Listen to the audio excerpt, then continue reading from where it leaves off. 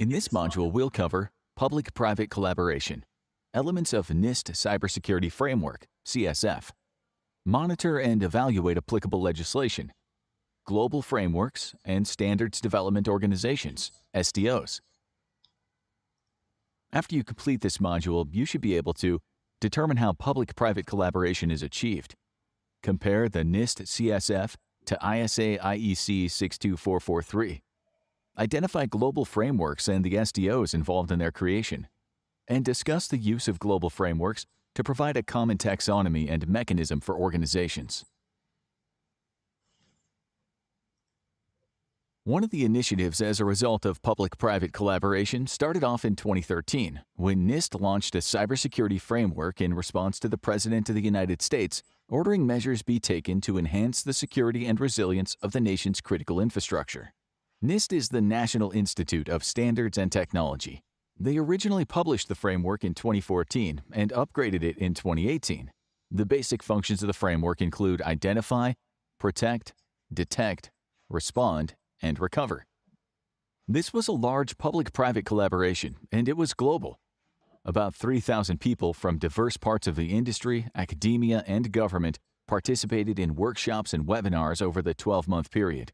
The idea is to encourage efficiency, innovation, and economic prosperity while promoting safety, security, business confidentiality, privacy, and civil liberties. You may be wondering why we're discussing this in the 62443 course. The framework has informative references and guidelines. The 62443 standards are one of those informative references. The NIST framework is a basic, flexible, adaptable tool for managing and reducing cybersecurity risks. Let's take a closer look at the framework. So this particular framework is designed to complement your organization's existing cybersecurity and risk management processes. You don't need to rip out everything that you have and start all over again. Maybe you don't have a program, nothing is organized, so you're establishing a first-time program. This is good guidance. It's a good tool for small businesses that don't have a lot of IT, information technology, or OT, operations technology resources. The framework core includes a set of desired activities and outcomes that use common language that is easy to understand. It's meant to guide organizations in managing and reducing their cybersecurity risks. It complements an organization's existing cybersecurity and risk management processes.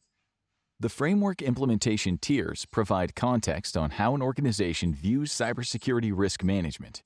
It can help an organization determine the appropriate level of rigor for its cybersecurity program. It can also be used as a communication tool to discuss risk appetite, mission priority, and budget. The framework profile is primarily used to identify and prioritize opportunities for improving cybersecurity at an organization. Let's take a look at this graphical representation of the NIST CSF. Remember the circle you saw on the previous slide? It had the functions of identify, protect, detect, respond, and recover. These are shown in different colors on the left-hand side and in the function group. Categories are then identified for each function. This gives you some labels and organization. It aligns with a lot of other frameworks. It's just one example of an evolving security standard and practice. There's no intentions to really get deep into it here. You decide whether to use it or not.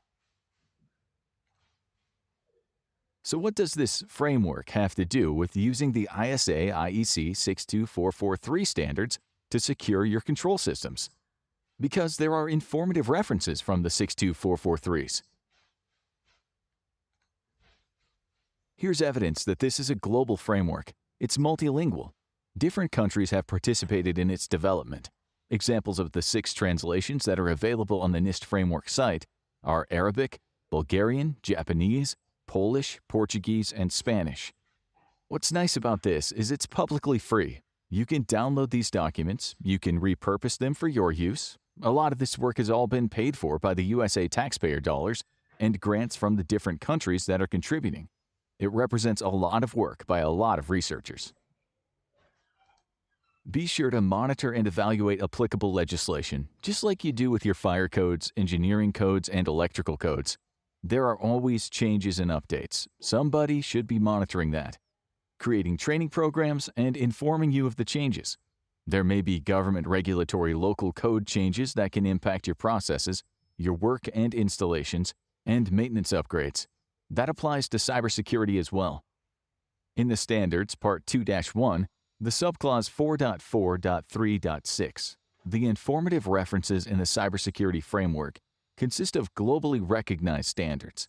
This is a good model for international cooperation and collaboration on strengthening critical infrastructure cybersecurity. On this slide, we've taken an excerpt from the informative references that are in the cybersecurity framework. This is the PROTECT function, Identity Management, Authentication, and Access Control. At the very top, let's just take a look at PR.AC-1. Identities and credentials are issued, managed, verified, revoked, and audited for authorized devices, users, and processes. To the right of that, you see highlighted in yellow the 62443 standards, Part 2-1 and Part 3-3. That's a number for the references that you can take a look at and see how they map together. And to get you going on the 62443 side, notice references to other standards as well, such as ISO and COBIT.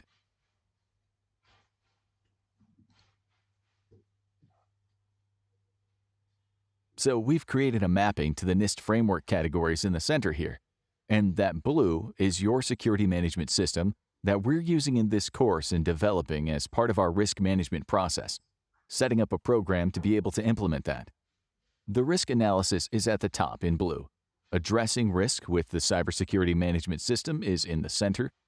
And then at the bottom, monitoring and improving the CSMS. The left-hand side is the NIST cybersecurity framework categories. Let's take a quick look and see how this code maps. The first group on the left in blue is Identify. Each starts with ID. Find the business environment in the list. The identifier is ID.BE. It maps perfectly to the business rationale section in the risk analysis group at the top left. Not everything is totally mapped. Some of these you may have to find for yourself, and there's actually an effort going on for updating 62443-2-1 to map this to the ISO framework and this cybersecurity framework. Frameworks provide a common taxonomy, or another word for classification, so we can all speak the same language, just like we do in engineering or control systems. So these frameworks are taxonomies, and they provide a mechanism to apply everything. We describe the current cybersecurity posture. In other words, here's where we are. Then we describe the target state. Here's where we want to be. And finally, identify and prioritize opportunities for improvement. So here's how to get there. It provides a look at the progress toward achieving your target state and a way to communicate cyber risk between the internal and external stakeholders. It's another continuous process, rinse, lather, and repeat. You're never done. You can't fix everything, and there's no such thing as 100% security. One last look again at the informative references used in the cybersecurity framework. You see how it's laid out here. It's our taxonomy. You may not recognize a lot of these, like the ISOs and the COBITs. Don't feel bad, because the IT folks don't recognize the 62443s, and they may have a problem with the NIST Special Publication 800-82 there at the bottom. These are all great guides. They are informative references, which means they're more of a guideline and technical basis part of the cybersecurity framework. Here, take a look at this. See what fits for you here. If you don't have the NIST Special Publication 800-82, click the link below. It's a pretty good publication. It can help the IT side with the OT side. Check it out.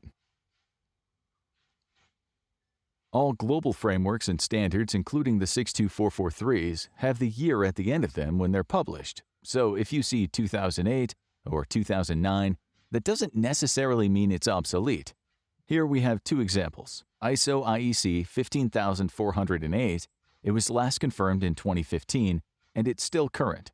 There have been no changes. The ISO IEC 21827, 2008, Information Technology Security Techniques, gets into the capability maturity models. This is a great example where this was most recently reviewed and confirmed in 2020. It is still current, so they did not change the title name. That's the ISO IEC folks. Different frameworks have different cycles of reviews. Some can be 5 years, some are 10 years. If you dig into their charters, you'll find this information.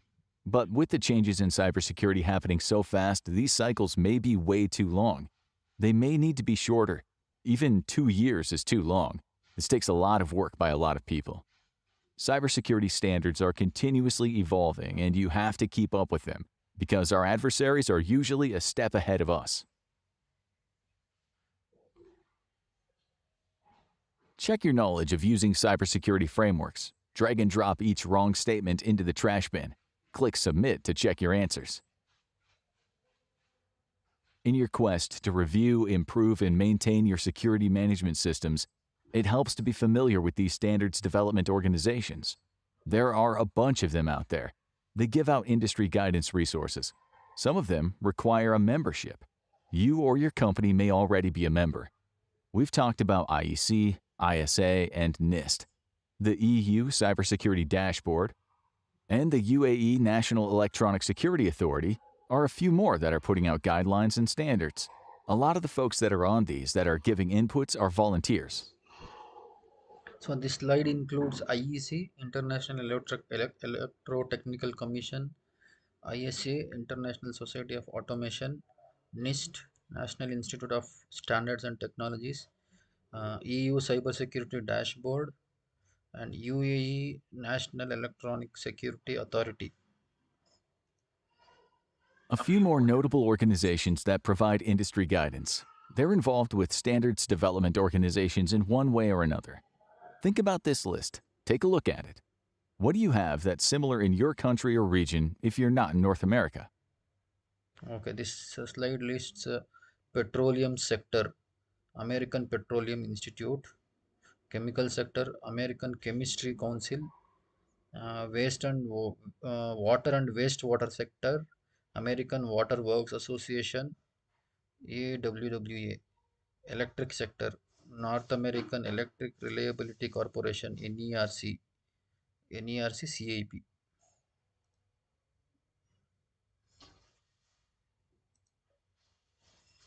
In this module, we discussed public-private collaboration, graphical representation of NIST CSF framework, monitor and evaluate applicable legislation, global frameworks, and standards development organizations, SDOs.